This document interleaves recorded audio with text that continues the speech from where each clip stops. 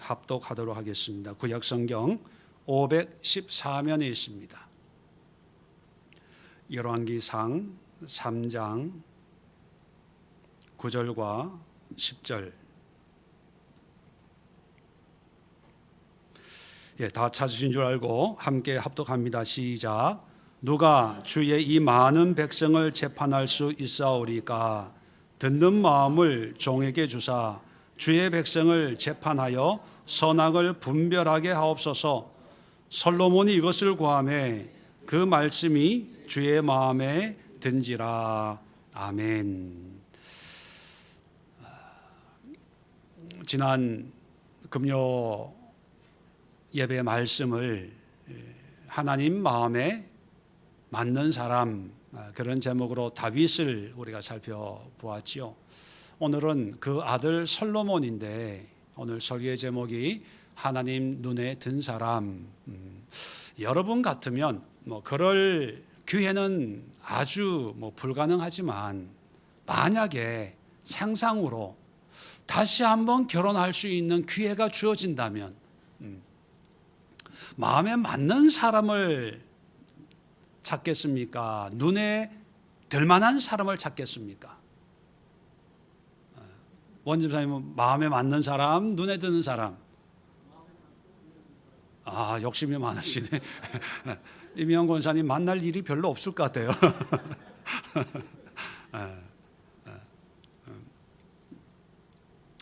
김근율 집사님한테도 한번 여쭤볼까요?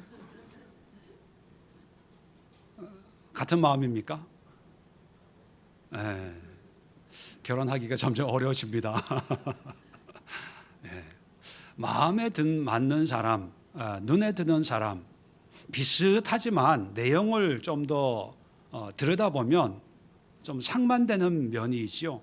마음에 든다는 것은 어떤 내면적인 성격이나 성향이나 어떤 그 사람의 됨됨이라면, 눈에 든다는 것은 어떤 의미일까요? 눈에 확 띄는 스펙이든지 외모든지 아니면 직장이든지 하고 있는 일이라든지 또 그 사람이 가지고 있는 어떤 스타일, 패션부터 시작해서 여러 명이 있는 중에서 눈에 확 띄는. 그래서 저도 참으로 눈에 확 띄어서 키가 커서 어디에 가도 눈에 띄니까요. 사람 많은 데 가도 절대 잃어버리지 않아요. 금방 눈에 띄니까.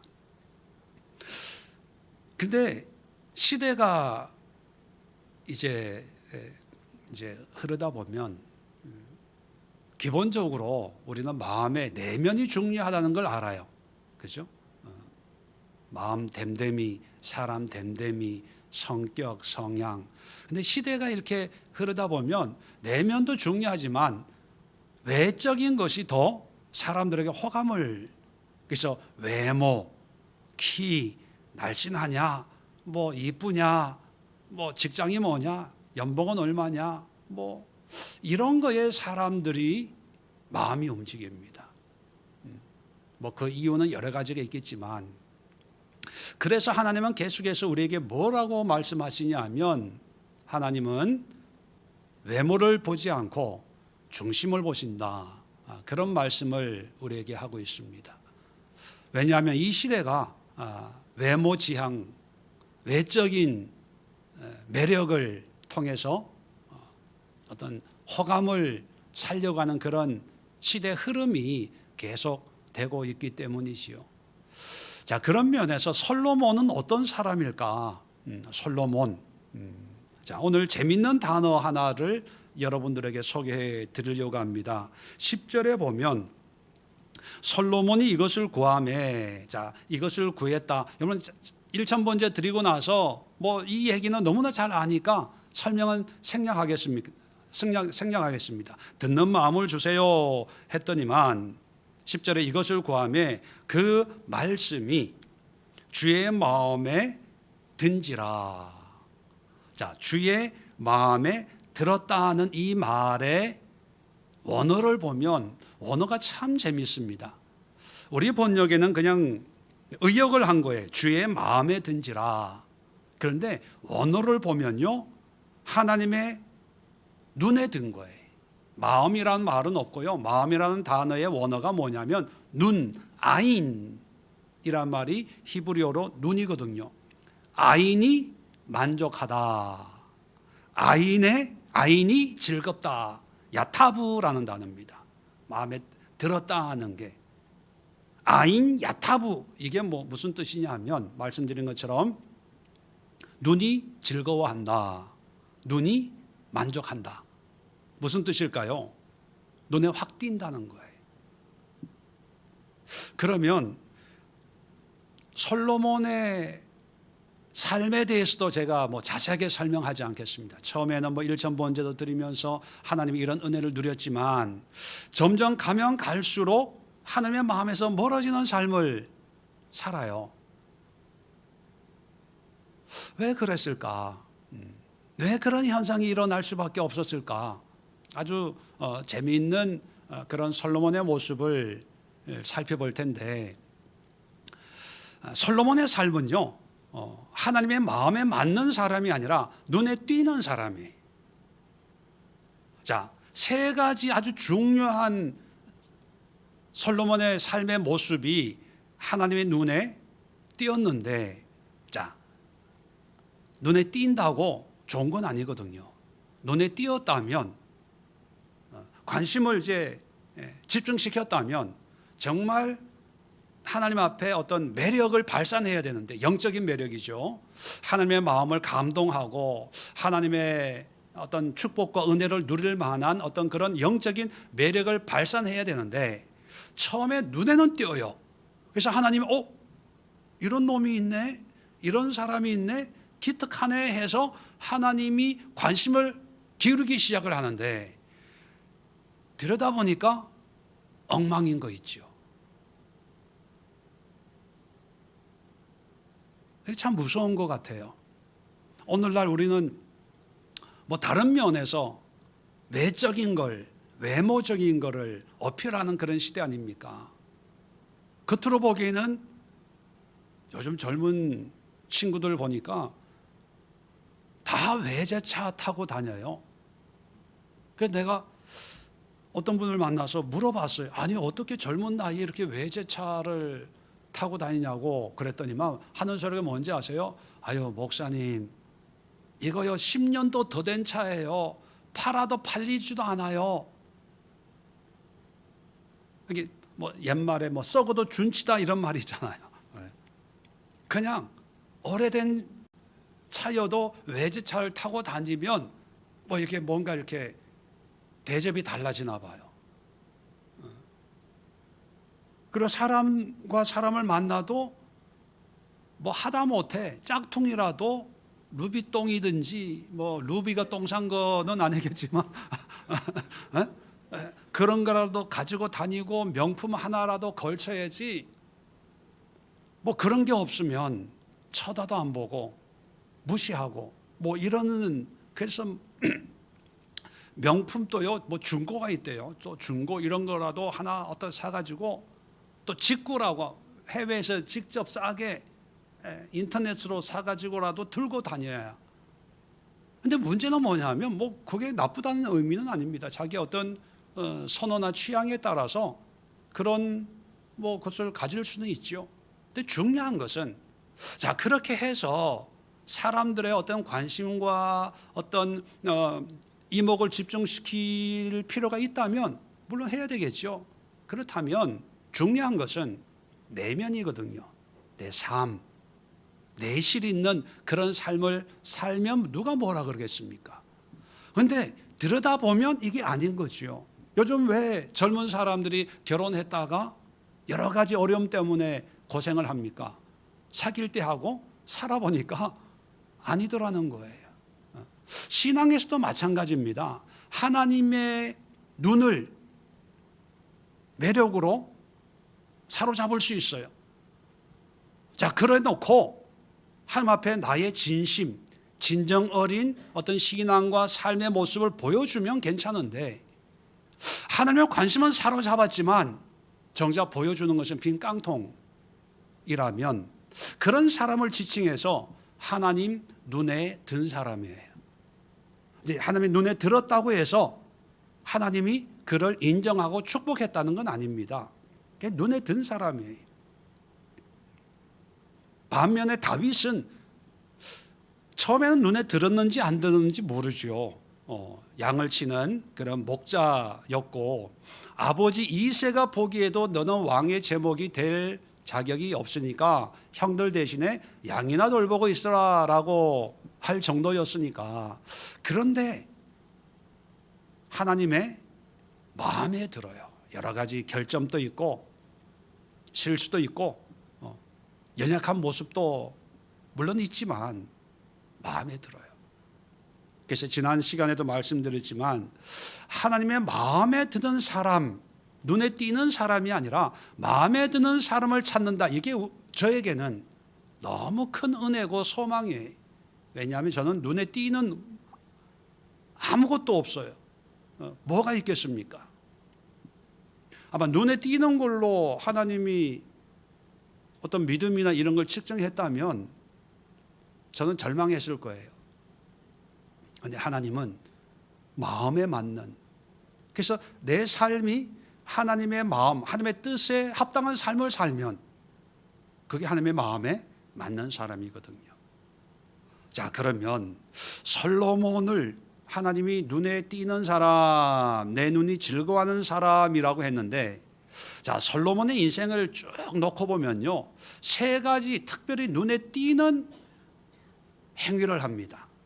그 첫 번째가 오늘 이 말씀인데, 이제 1,000번제를 드리고 하나님이 내가 너를 위해서 무엇을 해줄까? 너는 내게 구하라 했을 때 9절에 보면 듣는 마음을 종에게 주사 백성을 재판하여 선악을 분별하게 하옵소서. 듣는 마음이, 그럼 이 듣는 마음은 하나님의 말씀을 듣는 마음일까요? 다른 사람의 말을 듣는 마음일까요?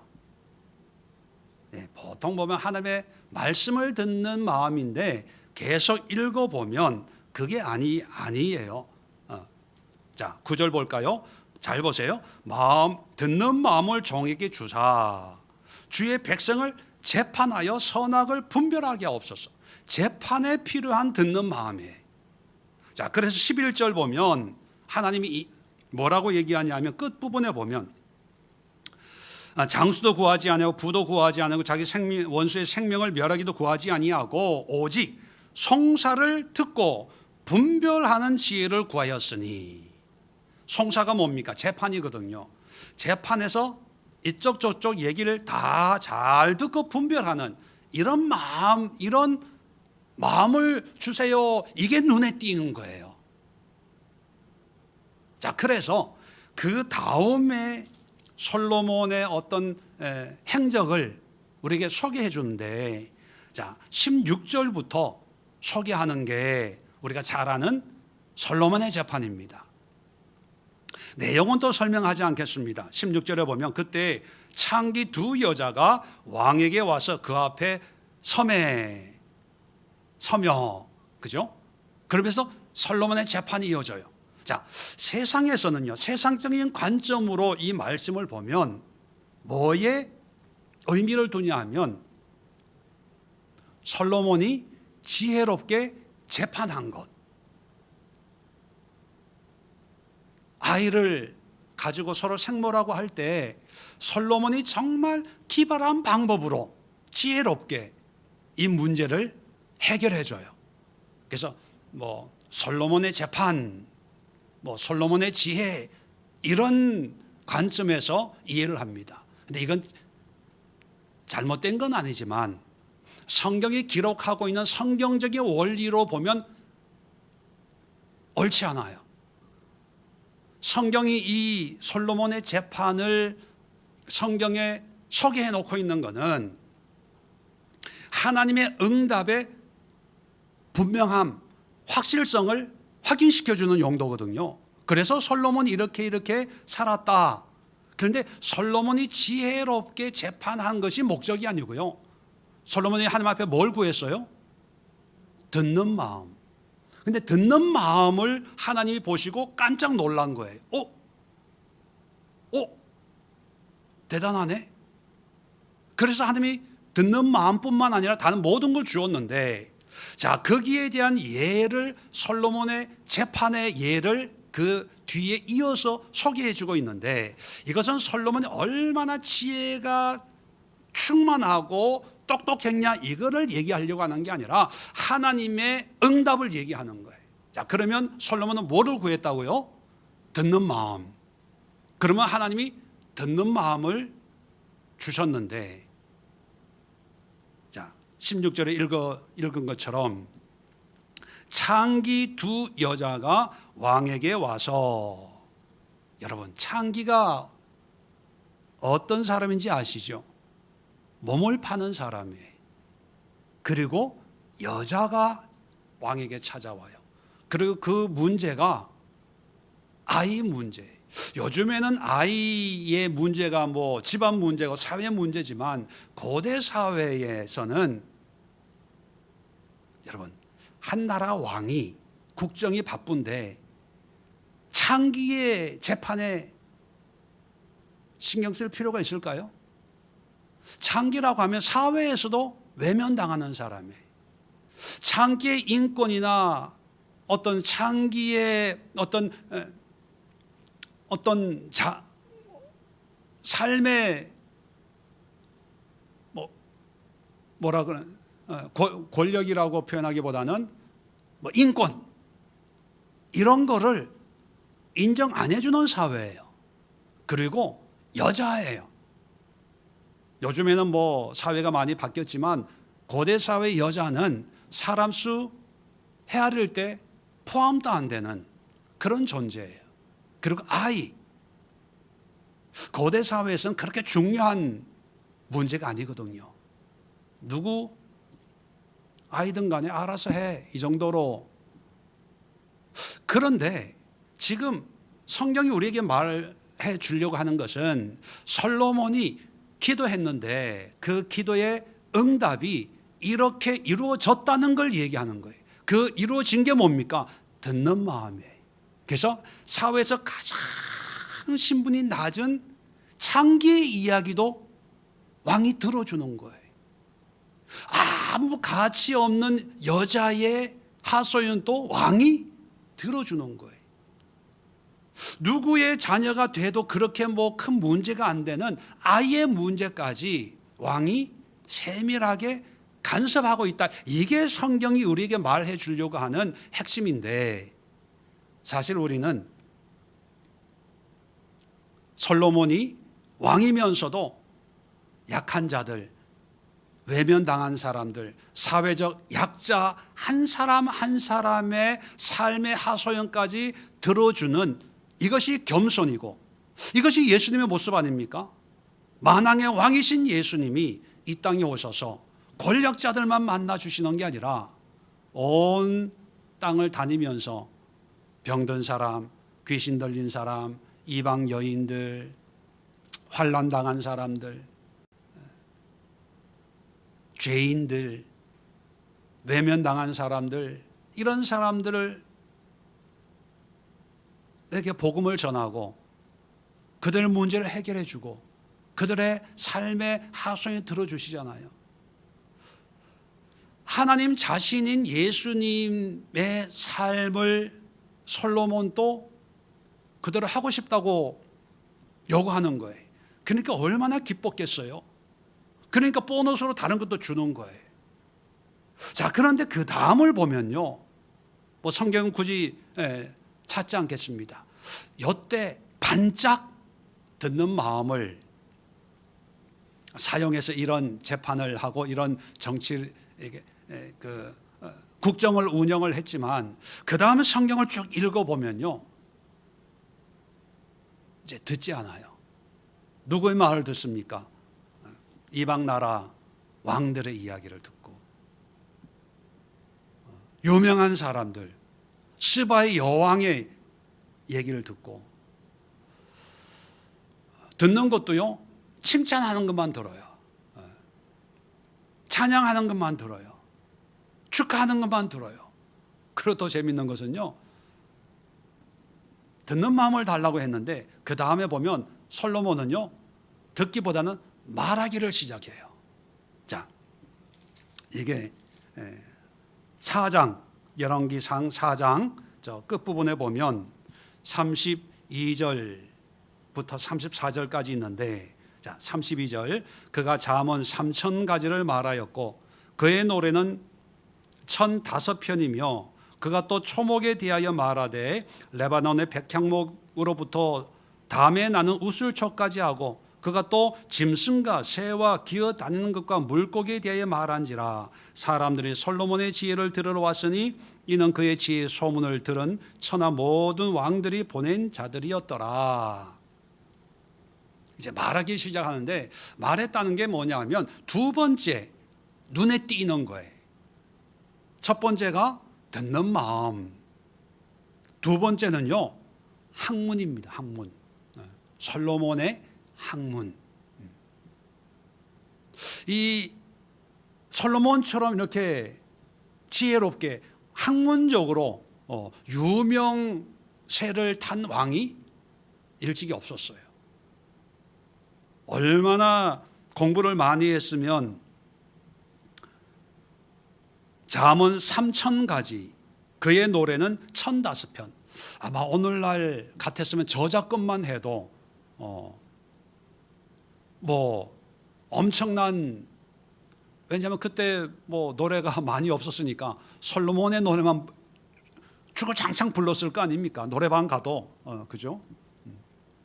그리고 이 솔로몬의 지혜가 얼마나 유명했는지 전 세계에 이렇게 소문이 나가지고 각 나라 왕들이 확인하러 사람들을 보낼 정도였다는 거예요. 여러분, 학문이라고 하는 것은 참 대단한 겁니다. 보통 사람이 할 수 없는 거예요. 그래서 이 정도 학문을 왕으로서 가지고 있다는 것은 눈에 띄는 거예요. 특별한 거예요.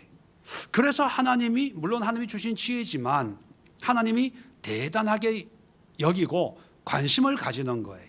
그런데 또 성경은 찾지 않겠습니다. 성경을 보면요, 이런 학문을 통해서 하나님을 높이고 하나님을 인정하는 것이 아니라 누가 높아지는 거예요? 자기가 높아지는 거예요. 자기가. 학문이 필요 없다는 게 아니에요. 부자 되는 게 나쁘다는 게 아닙니다.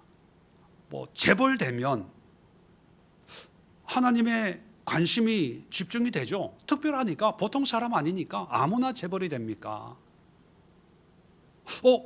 야, 이 사람 대단하다. 그렇게 하나님이 관심을 가지시지요. 근데 문제는 뭐냐면 그 관심을 통해서 하나님이 흡족하게 내 마음에 쏙 든다, 이런 결론이 나면 얼마나 좋겠어요. 그런데 관심은 가져서 내면을 들여다보니까 하나님하고는 전혀 관계없는 거예요.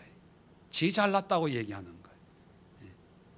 자기 똑똑하다고, 자기 유명하다고.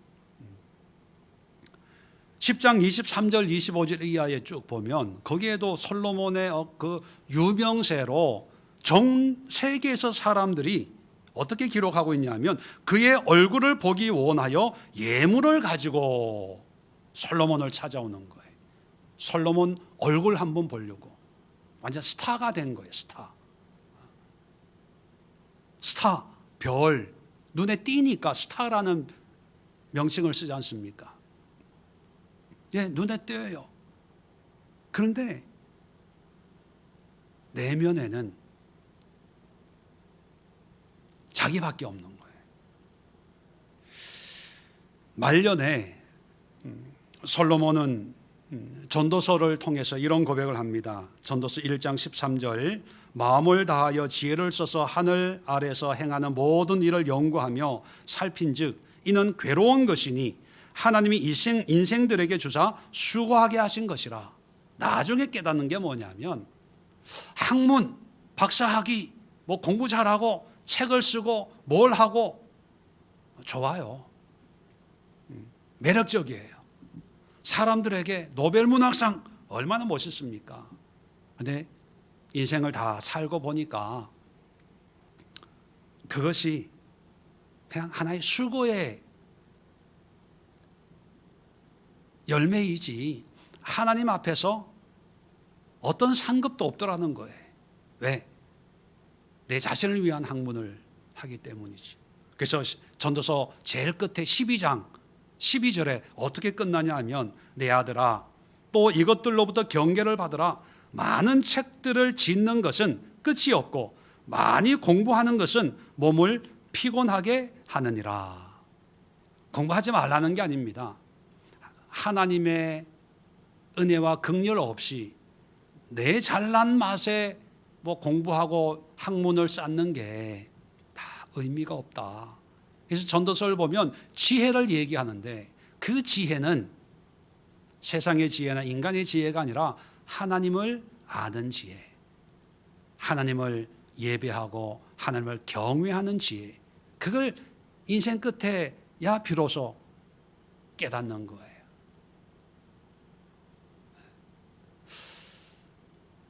목사님들 중에도 하나님 눈에 띄는 분들이 참 많을 거예요. 목회를 몇십만 명, 건축을 몇백억, 선교를 이렇게 하고 그런 분들 참 많잖아요. 새롭게 하소서 이런 간증 이런 걸 보면 참 대단한 분들입니다. 굉장해요. 그런데 더 중요한 것은 뭐냐면 그런 업적 성취를 통해서 철저하게 하나님의 영광이 돼야지 그것이 나의 능력, 나의 성취, 나의 인기, 나의 실력으로 끝나면 안 되는 거예요. 솔로몬을 보면요, 성전을 짓고 왕궁을 짓고 또 이런 지혜로운 일을 많이 함으로 해서 결국은 하나님의 영광을 드러내는 것이 아니라 자기의 이름을 드러내는 거죠. 그래서 하나님 앞에 버림받게 되는 거예요. 그래서 오해하지 말 것은요, 학문이 필요 없다, 하나님의 응답이 필요 없다, 이것이 아니라 응답도 있어야 되고 학문도 해야 되고 어떤 사회적으로 인정받고 사람들의 관심을 받는 그런 위치에도 올라가야 됩니다. 올라가야, 눈에 띄어야 돼요. 인정받아야 돼요. 그런데 그것보다 더 중요한 게 뭐냐면 하나님의 마음에 합한 자, 마음에 드는 삶을 살아야 돼. 눈에 띄어서 내가 관심 가지고 지켜봤더니만 역시 너는 참 대단한 사람이야, 내 마음에 쏙 들어, 이런 모습이 돼야 되는데 인간이 악한지라 죄악 가운데 살고 있는 인간이기 때문에 뭔가 좀 이루고 잘한다, 대단하다, 성공했다 이런 얘기를 듣는 순간부터 우리도 예배 없이 내가 왕인 것처럼, 내가 주인인 것처럼 그렇게 변질될 수가 있어요. 그래서 저는 기도합니다. 하나님, 절대로 유명한 목사 되지 않게 하옵소서. 왜? 속으로는 그럴 자신이 없으니까 아예 눈에 띄는 그런 목회자가 안 되게 하시고 그저 시골 구석에서 하나님 마음에 합한 그런 이름 없는 목사가 되게 하옵소서. 그렇게 늘 기도합니다. 세 번째, 눈에 띄는 일을 했는데 그게 뭐냐면 성전 건축이에요. 성전 건축. 아마 성전 건축을 앞두고 있는 교회들마다 부흥회를 하면 다윗과 솔로몬의 성전 건축을 늘 이야기하면서 하나님의 집을 져야 됩니다. 아마 그런 부흥회를 하고 또 그런 은혜를 위해서 기도하고 했을 텐데, 죄송한 얘기지만요, 성전 건축을 해서 솔로몬이 망했어요. 또 높아심에 말씀드리지만 성전 건축하면 안 된다는 얘기가 아니에요. 안 된다는 얘기가 아니라 어떻게 하냐. 자, 한번 볼까요? 왕상 5장을 보면 이제 성전 건축을 시작하는 이제 솔로몬이 나오는데 자, 2절을 보시면요. 6절부터 봅시다. 시간이 없으니까. 이제 5장 2절부터 보면 히람이라고 하는 두로 왕에게 사람을 보내서 성전 건축하는 자재를 부탁을 합니다. 6절에 보면 당신은 명령을 내려 나를 위하여 레바논에서 백향목을 베어내게 하소서. 내 종과 당신의 종이 함께 할 것이요 또 내가 당신의 모든 말씀대로 당신의 종의 삭슬 당신에게 드리리이다. 당신도 알거니와 우리 중에는 시돈 사람처럼 벌목을 잘하는 자가 없나이다. 요즘 말로 하면 성전 건축을 이제 해요. 그런데 자재를 수입을 해요. 여러분, 아합 왕과 이세벨 이야기 잘 아시죠? 북이스라엘 왕들 중에 가장 악한 왕이 아합과 그 아내인 이세벨입니다. 그 이세벨의 고향이 두로예요. 두로와 시돈, 우상 숭배의 본거지. 그 왕, 우상 섬기는 왕과 화친을 맺고 이제 그 건축 자재를 수입을 하고 인부도 수입을 합니다. 7장 13절을 보시면 모든 그 성전 기구를 만드는 사람을 이제 수입을 합니다. 7장 13절 보시면 솔로몬 왕이 사람을 보내 히람을 두로에서 데려오니, 기술자, 이 히람이라고 하는 사람은 이제 기술자입니다. 14절에 그는 납달리 지파 과부의 아들이요 그의 아버지는 두로 사람이니, 자, 이방인이라는 거예요.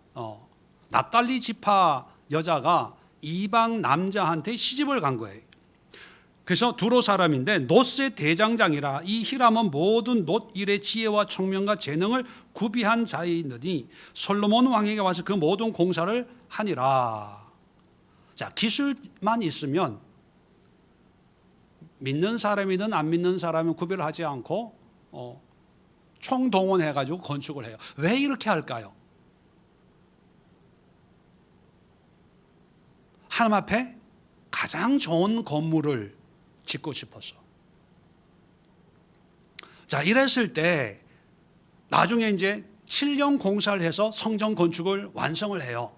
그러니까 그 위용이 우리는 뭐 안 봐서 모르겠지만 상상해 보면 엄청났을 거 아닙니까? 그 다음에 이제 스바 여왕이 소문 듣고 찾아와서 입이 다물지 못할 정도로 감탄하는 것을 성경이 기록하고 있는데, 이게 엄청난 그런 성전을 만들어요, 지어요. 그러니까 눈에 띄죠. 성전 건축하면 누가 생각납니까? 솔로몬. 정말 눈에 띄는 사람이에요. 근데 문제는 뭐냐면 눈엔 띄는데 내면을 보면, 여러분, 성막을 만들 때 그 성막 만드는 장인들 오홀리압과 부사렐, 그 아주 손재주가 있는 이 사람을 하나님이 부르시고, 그리고 그냥 불러서 쓰는 게 아니라 하나님의 영으로 충만케 해서 각종 기구를 만들게 하셨어요. 근데 솔로몬은요, 건물 자체의 목적이 있기 때문에 영적인 거에는 관심 없었어요. 그래서 당시에 건축 자재로는 최고로 치는 레바논 백향목, 요즘 같으면 이태리산, 뭐 이런 산, 외국 유명한 거 이런 거 수입해 쓰고, 기술이 있다고 하면 전 세계를 찾아다니면서 우상 만드는 사람들도 불러다가 하나님 기구를 만들어요. 그러니까 사람들을 보기에는 얼마나 멋있겠어요. 그런데 성경을 한번 자세히 읽어보세요. 그 다음부터 성전을 이제 완성을 하고, 자, 9장 1절 보실래요?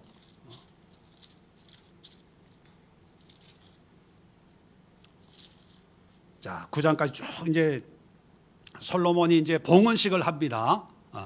그리고 9장 1절에 보면 솔로몬이 여호와의 성전과 왕궁 건축하기를 마치며 자기가 이루기를 원하던 모든 것을 마친 때에 여호와께서 전에 기브온에서 나타나심 같이 다시 솔로몬에게 나타나사. 이게 참 재밌습니다. 자, 잘 보세요. 성전을 건축을 하고 봉헌식을 했어요.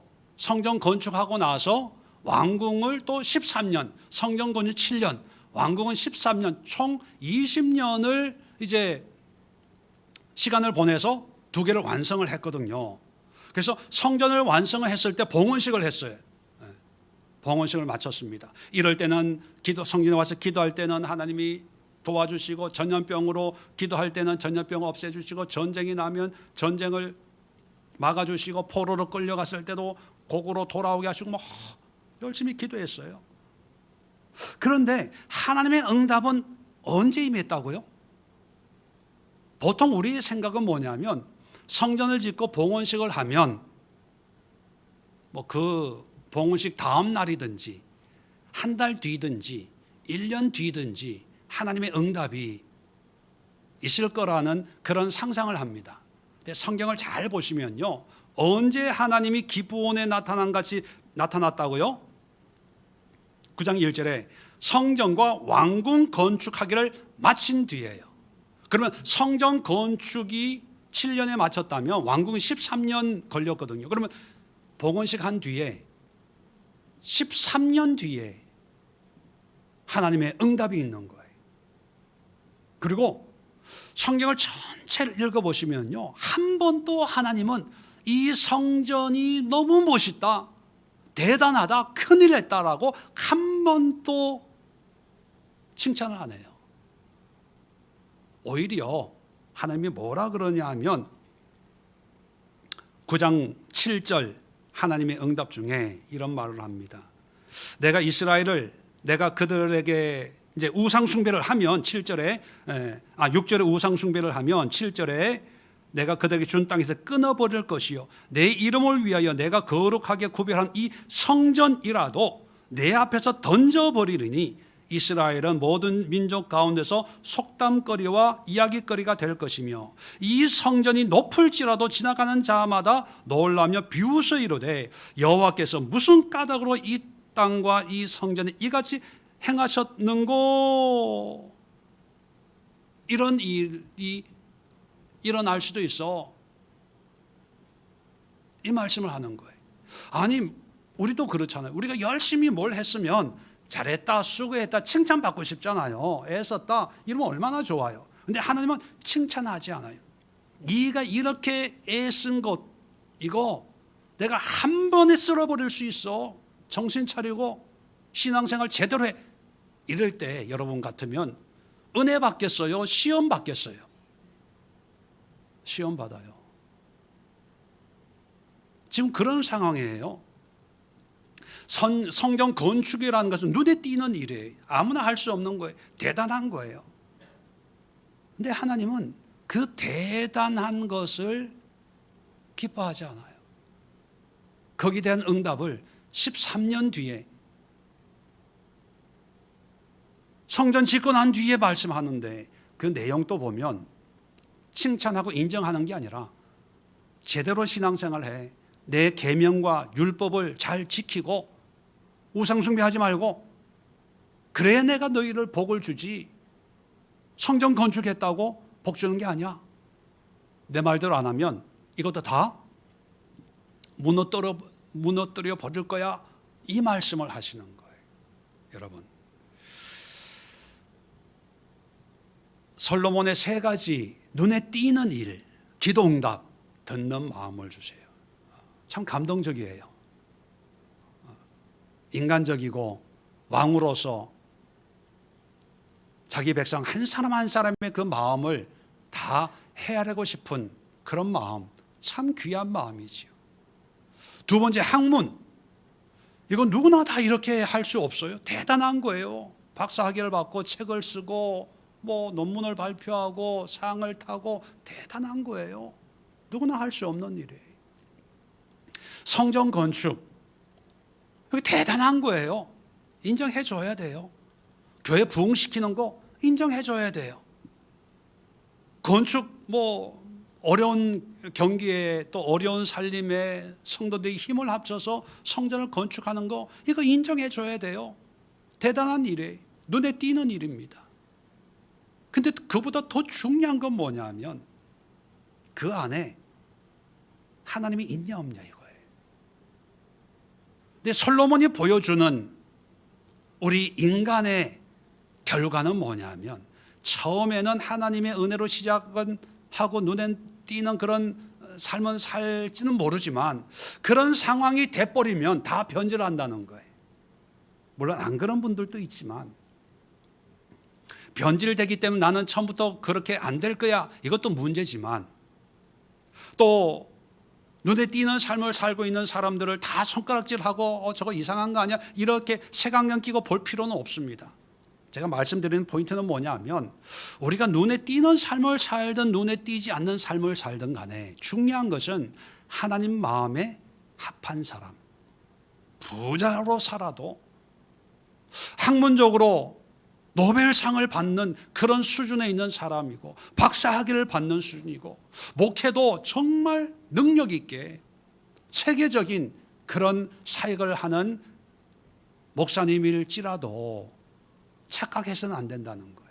이게 나의 성공이 아니고 나의 업적이 아니고 철저하게 하나님이 하시는 거고, 하나님의 영광을 위해서, 하나님의 뜻을 위해서, 하나님의 도구로 쓰임받는, 철저하게 낮아지고 겸손하고, 그리고 내 자아를 내려놓는데, 여러분, 십자가가 우리에게 말씀하는 핵심은 내려놓지 말고 죽여야 돼. 왜 그럴까요? 내려놓으면 얘가 어느새, 우리가 잠자고 있는 사이에 어느 날 아침에 일어나 보면 머리 꼭대기에 앉아 있거든요. 나의 왕이 되고 있으니까 내려놓는 정도가 아니라 죽여야 돼. 그래서 바울은 나는 날마다 죽노라. 그래서 오늘 우리의 기도 제목은 뭐냐면, 업적을 통해서든지 눈에 띄는 삶을 통해서든지 아니면 평범한 삶을 통해서든지 우리는 철저하게 하나님 앞에 엎드리는 존재, 하나님의 종이고 백성이고 하나님의 도구에 지나지 않는, 하나님의 은혜 없이는 아무것도 할 수 없는 존재, 그리고 나의 모든 것을 통해서 오직 하나님의 영광만을 드러내는 존재. 내가 성취한 업적을 통해서 하나님의 영광, 내가 모은 재산을 통해서도 하나님의 영광, 내가 가지고 있는 모든 인기나 유명이나 이런 모든 삶의 풍족함을 통해서 하나님 앞에 쓰임 받기 위해서 하나님이 나에게 허락하신 것이다 라고 하는 철저한 청지기 의식, 종의 의식, 이것이 하나님 마음에 맞는 우리의 신앙의 삶의 모습이라는 거예요. 요즘 세상을 봐도 다 자기가 대통령이 돼야 되고, 자기가 왕이 돼야 되고, 자기 말 들어야 되고, 자기가 없으면 안 되는 것처럼 생각하고 있는데, 이 시대를 주관하고 있는 하나님 앞에 우리는 겸손히 무릎을 꿇고 하나님의 은혜와 긍휼과 자비를 구하지 않으면 아무것도 할 수 없다는 그런 우리의 신앙의 고백과 자세가 어느 때보다 필요한 이때입니다. 오늘 기도할 때 솔로몬과 다윗을 생각하면서 하나님의 마음에 맞는 그런 삶이 될 수 있도록 우리 자신을 위해 기도하고, 우리 성도들을 위해 기도하고, 이 사회, 이 나라, 정치, 경제, 문화를 위해서 우리 간절한 마음으로 하나님 앞에 기도하는 그런 시간 갖도록 하겠습니다. 우리 자리 정돈하시고 주여 한번 힘차게